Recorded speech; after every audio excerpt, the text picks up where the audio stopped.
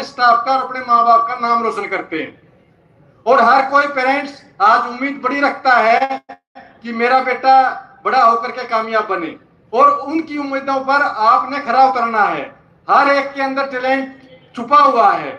मैं आपको एक एग्जांपल के माध्यम से ही बताना चाहूंगा, और एग्जांपल बहुत सारे हैं। आप देखते हो पीछे एचसीएस का रिजल्ट आया था या आईएएस का रिजल्ट आता है तो उसमें आम किसान का बेटा कोई भी हो मेहनत करने वाला आगे निकल रहा है। तो मैं इस मौके पर सभी विद्यार्थियों से अनुरोध करूंगा, ये आपका बेस बहुत स्ट्रॉन्ग यहाँ के स्टाफ ने किया है, आगे जाकर के आप मेहनत करें। और कोई भी काम अगर होता है तो जुनून के साथ होता है। अगर स्टूडेंट्स के बीच में आपके बीच में कोई जुनून होगा तो आप उस मुकाम को बड़े आराम से हासिल कर सकते हैं। जैसा मैडम ने थोड़ा बताया, पीएचडी के बाद मैं एग्रीकल्चर डेवलपमेंट ऑफिसर लगा। बीएससी करने के बाद ये नौकरी मिलती है, बट मैंने पीएचडी होने के बाद क्योंकि कंपटीशन ज्यादा है तो मेरे लिए मौके भी आए बीच में कि मैं साइंटिस्ट लगूं, परंतु मैंने उन मौकों को अवेल नहीं किया। कारण उसका ये था, प्लांट ब्रीडिंग में जैसे मेरा डिपार्टमेंट है तो प्लांट ब्रीडिंग का काम है वैरायटी निकालना, और वैरायटी एक 7 साल में 10 साल में जाके निकलती है।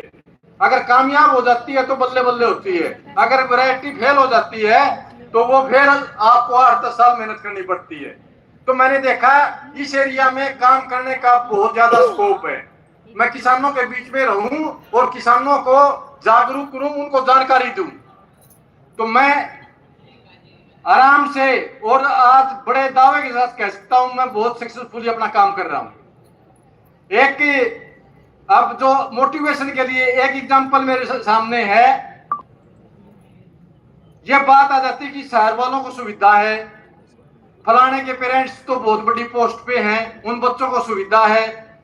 बिल्कुल सिंपल, गांव के स्कूल से, बास गांव है मेरा हिसार डिस्ट्रिक्ट में, मेरे घर में किराए के मकान पर एक बीएस डॉक्टर रहता था और उसकी 3 लड़कियां थी, 3, और गांव के स्कूल में पढ़ती थी, वो बास गांव में पढ़ती थी। और जब जाते थे तो नॉर्मल उसमें थी। जब आईएएस के लिए प्रकट हुई तो आईएएस में उनका क्वालिफाई किया उन्होंने, और आईएएस बनी गांव की बेटी, और आज आईएएस के साथ ही उसकी शादी होगी। तो दोनों आईएएस हैं। तो मैं आपसे भी, नरवाना के क्षेत्र से भी बड़े तरक्की पे है, मैं अनुरोध करूंगा कि स्टूडेंट्स, विद्यार्थी एक प्रण लेकर के जाए आज कि जो हमारे टीचर्स ने, नरवाना के स्टाफ ने हमारे लिए मेहनत की है, हमारे को पढ़ाया है, उनका हम नाम रोशन करें, और किसी भी मुकाम पर कहीं पर भी अच्छी नौकरी लेकर के, अगर अच्छा बिजनेस कर करके, ये कोई जरूरी नहीं होता कि पढ़ने लिखने के बाद हमें नौकरी ही मिलनी चाहिए। आपके लिए बहुत सारे और दूसरे फील्ड भी हैं। एक किसान भी बहुत बढ़िया बन सकता है। किसानों के एग्जाम्पल है आज के दिन कि वो बहुत अच्छा काम करके अपना नाम रोशन कर रहे हैं। और आज के दिन इस मौके पर, क्योंकि मैं तो एग्रीकल्चर का हूं तो एग्रीकल्चर ही मुझे सूझता है।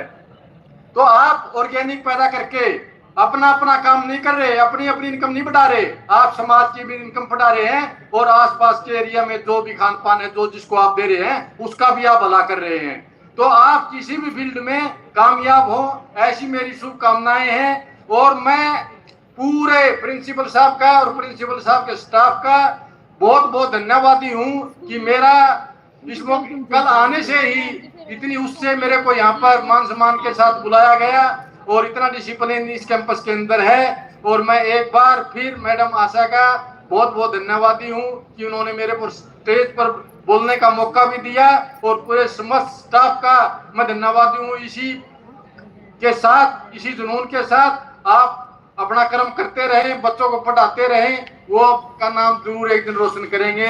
मेरे सभी स्टूडेंट्स को बधाई, धन्यवाद।